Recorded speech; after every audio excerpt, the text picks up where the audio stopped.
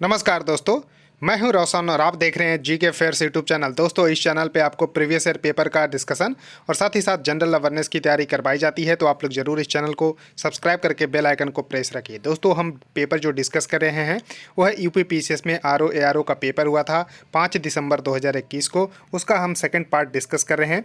2020 का पेपर हम डिस्कस कर चुके हैं ऑलरेडी, तो उसको भी ज़रूर देख लीजिएगा।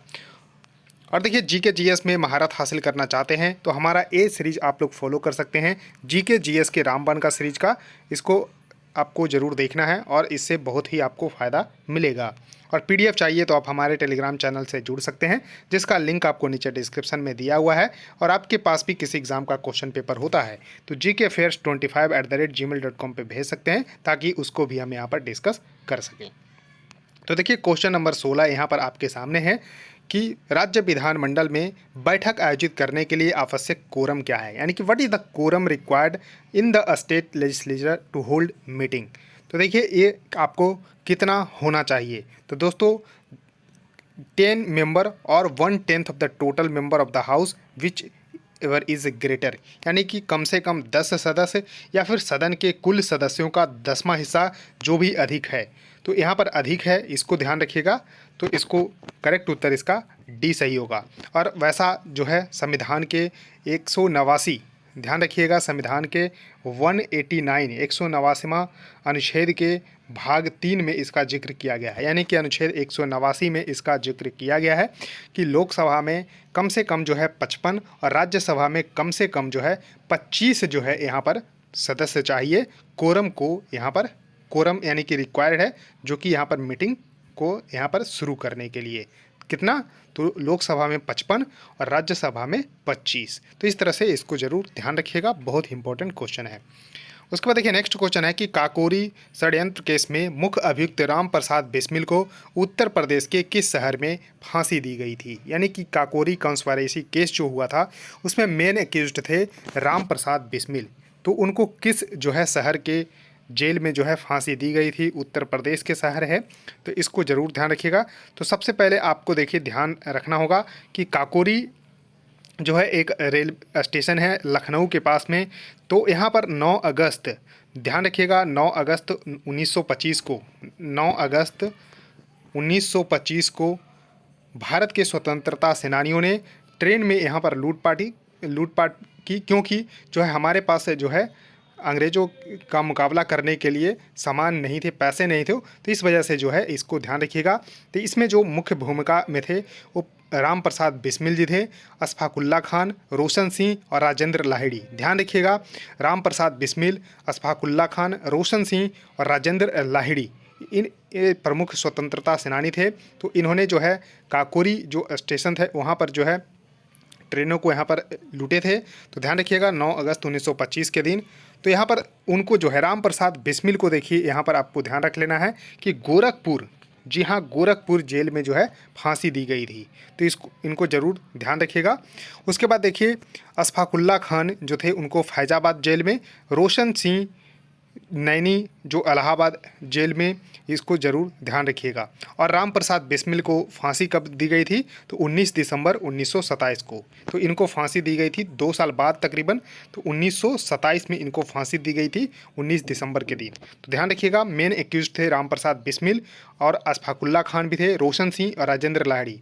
तो राम प्रसाद बिस्मिल को गोरखपुर जेल में 19 दिसंबर 1927 को, अशफाकुल्ला खान को फैजाबाद जेल में, जबकि रोशन सिंह को नैनी जेल इलाहाबाद के पास में। इनको थोड़ा सा ध्यान रखिएगा। तो करेक्ट उत्तर इसका बी सही होगा।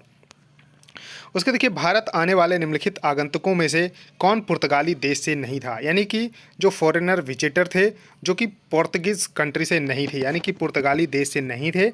तो इसमें थोड़ा सा आपको ज़रूर ध्यान रखिएगा। तो देखिए, डुआर्टो बाराबोसा ये था।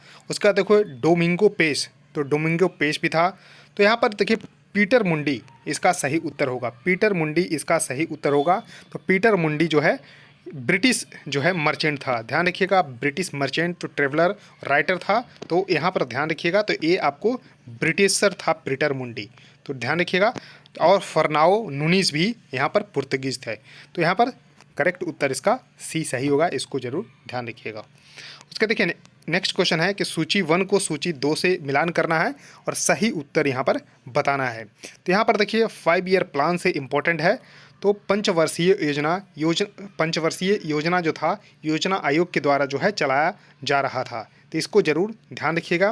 तो यहाँ पर देखिए 12 कुल मिलाकर पंचवर्षीय योजना चलाए गए थे योजना आयोग के बाद। उसके बाद फिर 1 जनवरी 2015 से नीति आयोग आ गया, तो पंचवर्षीय योजना भी खत्म हो गई। तो इस तरह से ध्यान रखिएगा। तो यहाँ पर देखिए जो पंचवर्षीय योजना था पहला पंचवर्षीय योजना आपको ध्यान रखना है कि ये आपको जो है किस मॉडल से यहाँ पर संबंधित था। तो यहाँ पर आपको ध्यान रख लेना है कि ये था हेराल्ड डोमर मॉडल। तो यहाँ पर पहला था हेराल्ड डोमर मॉडल, तो इसका करेक्ट यहाँ पर ए का दूसरा हो जाएगा हेराल्ड डोमर मॉडल। उसके बाद देखिए सेकंड था महालनोबिस मॉडल। तो यहाँ पर सेकंड जो 5 ईयर प्लान था वो था महालनोबिस मॉडल। उसका तीसरा जो यहाँ पर 5 ईयर प्लान था दोस्तों, तीसरा जो 5 ईयर प्लान था वो था यहाँ पर एस चक्रवर्ती मॉडल। उसके बाद चौथा जो पंचवर्षीय योजना था तो वो था यहाँ पर अशोक रुद्र मॉडल।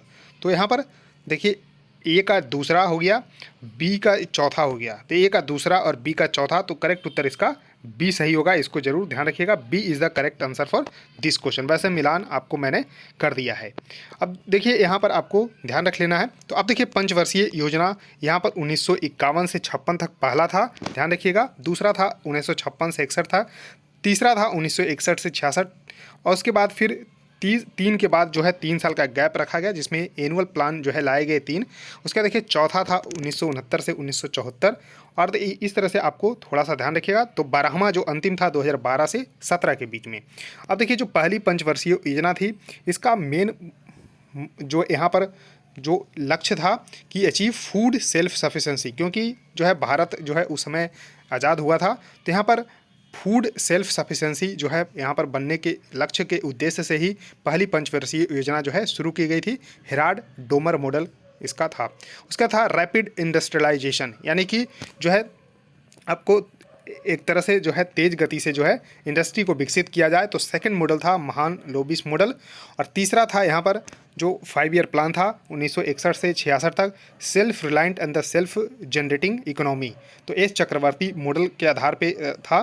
चौथा था यहाँ पर जो 1969 से 1974 के बीच में, तो ग्रोथ विद स्टेबिलिटी। अब देखिए यहाँ पर जो है आपको ध्यान रख लेना है कि इस समय तक ग्रीन रिवॉल्यूशन भी हो चुका था, तो अब यहाँ पर ध्यान था ग्रोथ विद स्टेबिलिटी आना चाहिए, तो अशोक रुद्र मॉडल। तो इस तरह से 4 तक देखिए यहाँ पर आपको क्लियर मैंने करवा दिया है। आगे और भी क्वेश्चन आएंगे तो इस तरह से हम डिस्कस करते रहेंगे।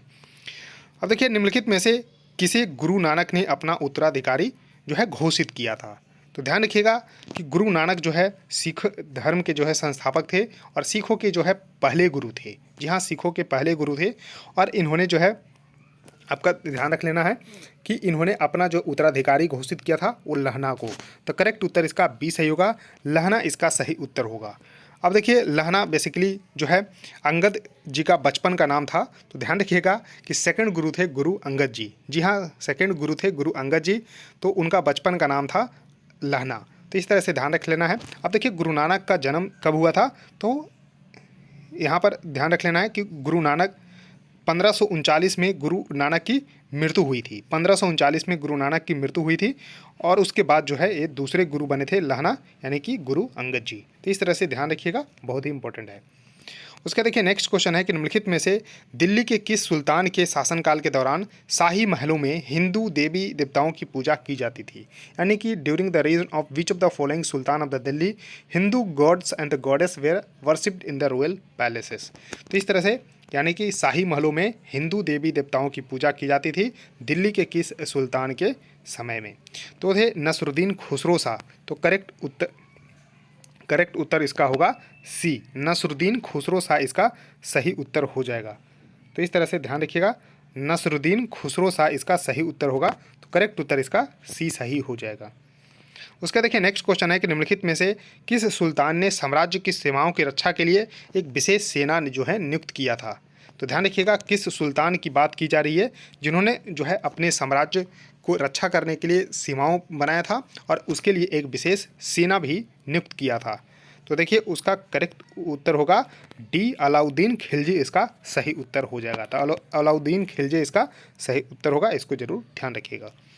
अब देखिए नेक्स्ट क्वेश्चन है कि बंगाल का अंतिम सूबेदार जिसे मुगल सम्राट ने नियुक्त किया था, तो अंतिम सूबेदार का नाम क्या है जिसे मुगल सम्राट ने नियुक्त किया था? तो मुर्शिद कुली खान इसका सही उत्तर होगा। जी हाँ, आंसर ए होगा, मुर्शिद कुली खान इसका सही उत्तर हो जाएगा। अब देखिए मुर्शिद कुली खान जो है बंगाल के पहले नवाब थे। तो 1717 से लेके, जी हाँ 1717 से लेके 1727 तक बंगाल के नवाब थे मुर्शिद कुली खान। 1717 में मुगल सम्राट फारुखसियार द्वारा बंगाल के सूबेदार नियुक्त किया गया और बंगाल की राजधानी ढाका से कहाँ मुर्शिदाबाद कर दी गई। ध्यान रखिएगा 1717 में मुगल सम्राट फारुखसियार था जिनको द्वारा जो है बंगाल के जो है सूबेदार को नियुक्त किया गया मुर्शिद कुली खान को, और बंगाल की राजधानी पहले ढाका हुआ करती थी, उसके बाद जो है इन्होंने जो है मुर्शिदाबाद कर दी, यानी कि मुर्शिद कुली खान ने उसके बाद किया। तो यानी कि ध्यान रखिएगा फारुखसियार ने जो है मुगल सम्राट फारुखसियार जो था उन्होंने मुर्शिद कुली खान को जो है यहाँ पर बंगाल का सूबेदार नियुक्त किया, और मुर्शिद कुली खान ने क्या किया, बंगाल की राजधानी जो है ढाका से मुर्शिदाबाद कर दिया। तो इस तरह से ध्यान रखिएगा। उसका देखिए नेक्स्ट क्वेश्चन है कि निम्नलिखित में से उत्तर प्रदेश के किस ऐतिहासिक मेले में हिंदू और मुस्लिम दोनों आते हैं? जी हाँ, बहुत ही इंपॉर्टेंट है जो है यहाँ पर सामाजिक नज़रिए से अगर देखा जाए तो हिंदू और मुस्लिम वैसा मेला जिसमें दोनों साथ आते हैं, तो ये है नौचंदी मेला। जी हाँ, नौचंदी मेला इसका करेक्ट उत्तर होगा, जो कि मेरठ के नौचंदी मैदान में लगता है। वार्षिक मेला है जो कि 1 महीने तक चलता है। जी हाँ, नौचंदी मेला यहाँ पर आपको ध्यान रख लेना है कि ये कहाँ लगता है, तो मेरठ के नौचंदी मैदान में, जो कि हर साल इसका आयोजन किया जाता है और 1 महीने तक ये मेला चलता है, जिसमें हिंदू और मुस्लिम जो है दोनों जो है भाग लेते हैं। और देखिए फूलडोल जो है शाहपुरा जो है यहाँ पर फूलडोल शाहपुरा भीलवाड़ा में यहाँ पर जो है यहाँ होता है, तो इसको ज़रूर थोड़ा सा ध्यान रखिएगा। और बटेश्वर मेला जो है यहाँ पर आगरा के एक गांव में इसका आयोजन किया जाता है, इसको थोड़ा सा ध्यान रखिएगा। उसके देखिए अंग्रेजों के विरुद्ध बनारस विद्रोह का नेतृत्व जो है किसने किया था? तो किसका? तो बनारस विद्रोह का। तो देखिए बनारस की संधि जो है 1773 और 1775 में हुआ था। जी हाँ, बनारस की 2 संधि हुई थी 1773 में, 1773 में और 1775 में, ध्यान रखिएगा। और 1775 की संधि को फैजाबाद की संधि भी बोलते हैं। जी हाँ, बनारस की 2 संधि हुई 1773 में और 1775 में। 1775 की संधि को फैजाबाद की संधि भी बोलते हैं। इसमें जो है अवध के वजीर का ब्रिटिश सैनिकों के उपयोग की एक बड़ी जो है सब्सिडी और बनारस को ईस्ट इंडिया कंपनी को सौंप देना था। तो इस संधि में बेसिकली यही हुआ कि अवध के वजीर को ब्रिटिश सैनिकों के उपयोग के लिए एक बड़ी जो है सब्सिडी और बनारस को ईस्ट इंडिया कंपनी को सौंप देना था। तो बनारस के राजा थे चैत सिंह ने 1781 में इसका विद्रोह कर दिया। तो ध्यान रखिएगा, बनारस के राजा थे चैत सिंह ने 1781 में विद्रोह किया। तो यहाँ पर आपको बनारस विद्रोह का नेतृत्व किसने किया? तो राजा चेत सिंह ने किया। तो करेक्ट उत्तर इसका सी सही होगा, राजा चेत सिंह इसका सही उत्तर हो जाएगा। इसको जरूर ध्यान रखिएगा, बहुत ही इंपॉर्टेंट है।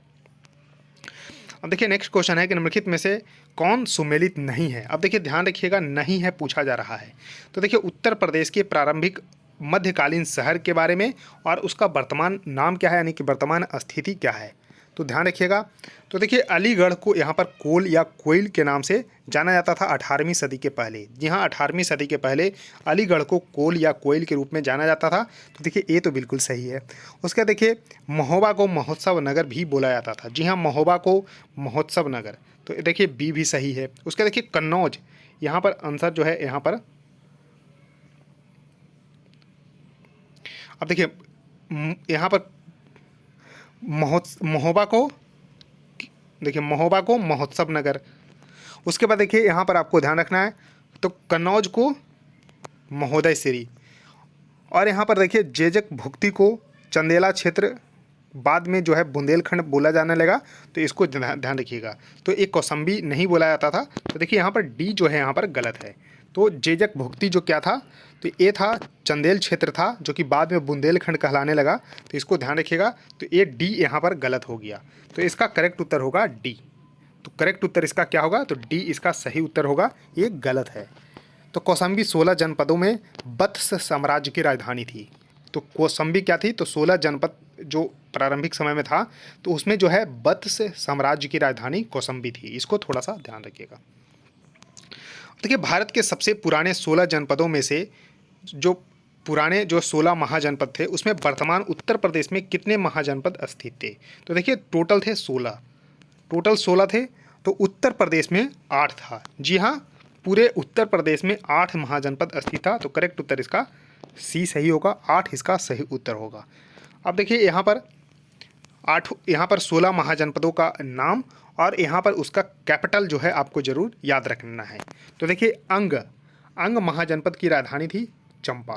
तो अंग महाजनपद की राजधानी चंपा थी और उसका लोकेशन जो है वर्तमान में क्या है, तो मुंगेर एंड भागलपुर बिहार। उसका देखिए मगध, तो इसका राजधानी था गिरिव्रज या राजगीर, और गया और पटना ये भी बिहार में स्थित है। उसका देखिए काशी, जी हाँ, यहाँ पर आपको ध्यान रख लेना है कि काशी जो है यहाँ पर उत्तर प्रदेश में था, तो इसके कैपिटल थी काशी ही, जो कि बनारस अभी मॉडर्न लोकेशन है। तो देखिए एक हो गया। उसका देखिए वत्स, तो देखिए वत्स मैंने बताया था अभी प्रीवियस क्वेश्चन में, तो कौशाम्बी इसकी राजधानी थी, जो कि अभी वर्तमान में यहाँ पर इलाहाबाद।